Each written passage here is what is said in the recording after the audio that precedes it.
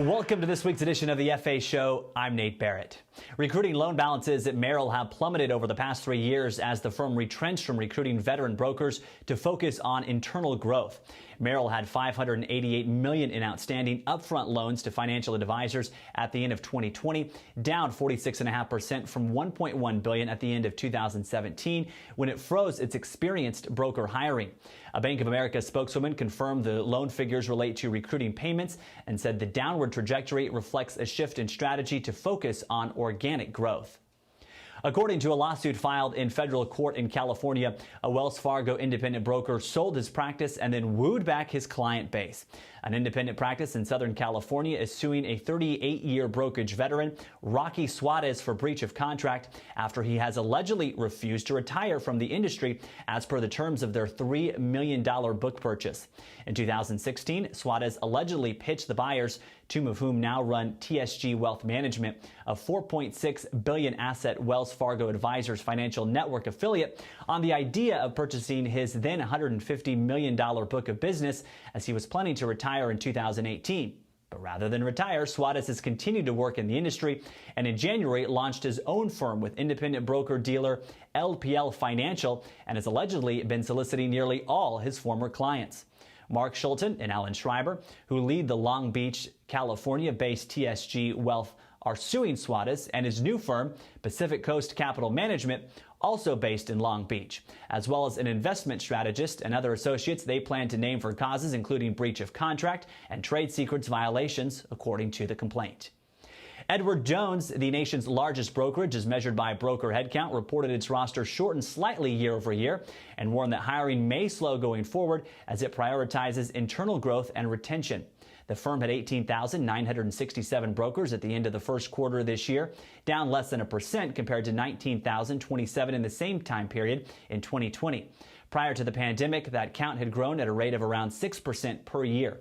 The shrinkage was exacerbated over the past year by the St. Louis-based company's temporary pause of its recruiting of non-licensed advisors in response to the COVID-19 pandemic. In a statement, Edward Jones warned that since it restarted hiring in September 2020, it is taking a more innovative and intentional approach to recruiting that focuses on retention and could slow hiring going forward. You're a free agent. Are you acting like one? I'm Jeff Crosby, CEO of 3X Equity, with a reminder that you control the conversation when it comes to your career. If you're curious about switching firms, we help you secure multiple offers and find your best fit, all while you remain under the radar and 100% anonymous. Get started today at 3xequity.com/free agent.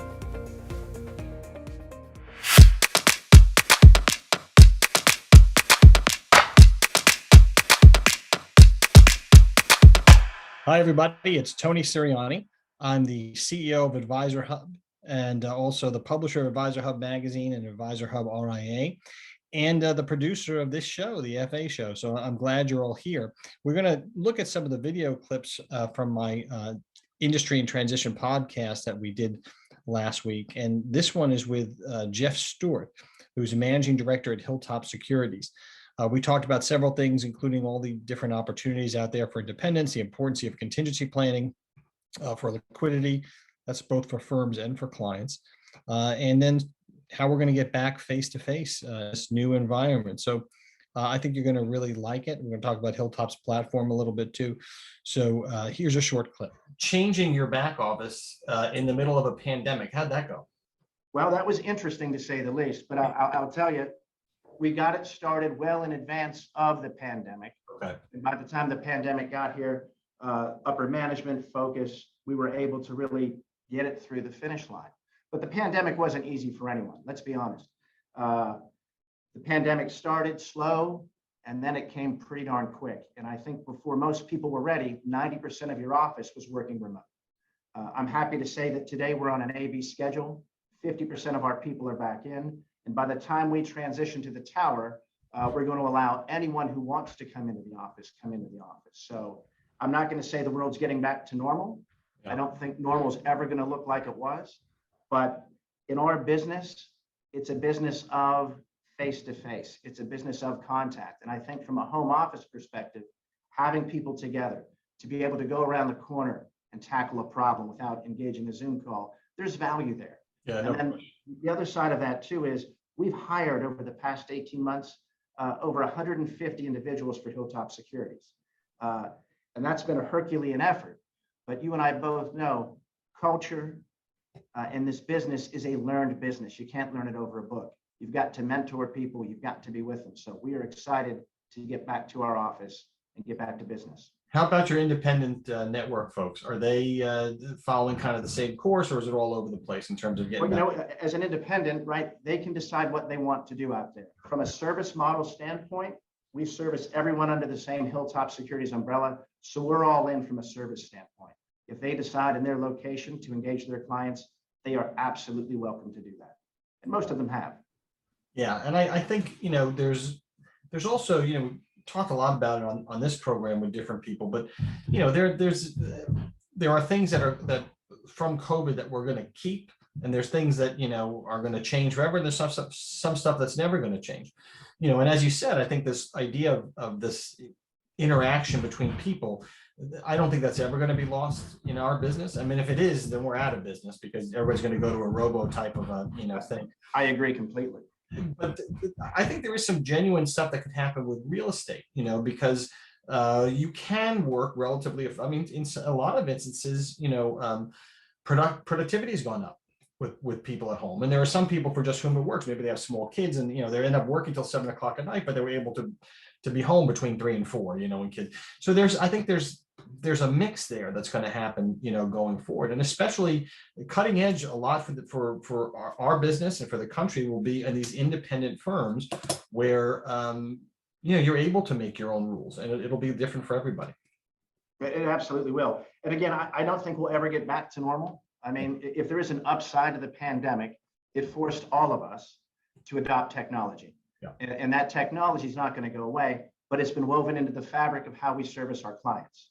And getting back to your robo comment, I think at the end of this, the combination of the new technology that you and I have had to learn and with our engagement of clients only strengthens the investment advisor's job.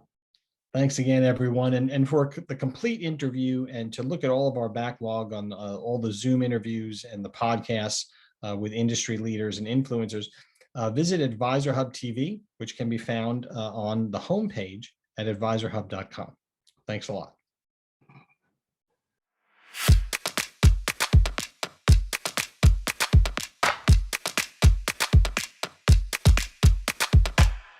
We now turn to the Recruiting Wire, powered by 3X Equity, the authority on advisor transitions. UBS has hired a traditional brokerage team from Merrill Lynch and a private banking group from Bank of America in another side of its dual banking and brokerage hiring strategies. The hires, which both took place in California, include a Merrill trio generating $4.7 million in annual revenue from $725 million in client assets in the Sacramento suburb of Roseville, and an all-female B of A private bank team in San Francisco. The B of A Private Bank Group, which includes brokers Amanda Wu and Nancy Barrett and portfolio manager Michelle Harvey, joined UBS Private Wealth Management earlier this month and is one of the largest in the Bay Area, according to UBS. Fresh from taking over their father's 33-year-old practice last year, two brothers have left Merrill Lynch in Birmingham, Alabama to join Eversource Wealth Advisors. Stephen W. Miller and James E. Miller joined Eversource at the end of last month after generating $2.7 million in annual revenue from $370 million in client assets. Stephen Miller, who started his career with their father at Merrill in 2009, said they had been considering moving for some time, but had to wait until the father fully retired under the Wirehouse's 5-year client transition sunsetting program. They opted to go independent to have more ownership of their practice and to be free of the pressures to sell banking products to their clients. In a statement, Miller noted they could earn a better payout running their own practice and pass along some of the better economics to their clients with lower fees. For a complete list of moves as well as access to the Advisor Hub offers tool to find out what your practice is worth, visit the deals and comp section of advisorhub.com. Thanks for joining us for this week's edition of the FA Show on Advisor Hub TV, powered by 3X Equity. I'm Nate Barrett. Have a great day.